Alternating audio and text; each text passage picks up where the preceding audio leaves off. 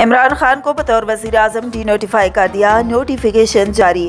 काबीना डिवीजन ने इमरान खान को बतौर वज़ीर-ए-आज़म डी नोटिफाई कर दिया। नोटिफिकेशन का इतलाक फौरी तौर पर होगा। नोटिफिकेशन के मुताबिक सदर मुमलिकत की जानिब से आइन के आर्टिकल 58(1) के तहत कौमी असम्बली तहलील करने के बाद इमरान खान अब वज़ीर-ए-आज़म नहीं रहे। एलामिया के मुताबिक इमरान खान के वज़ीर-ए-आज़म न रहने के नोटिफिकेशन का इतलाक फौरी होगा।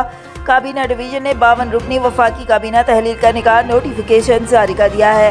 काबीना डिवीजन ने 25 वफाकी वज़रा, 4 वज़राए मुमलिकत को डी नोटिफाई कर दिया, जबकि वज़ीर-ए-आज़म के 4 मशीर और 19 मावनीन खुसूसी भी डी नोटिफाई कर दिए गए।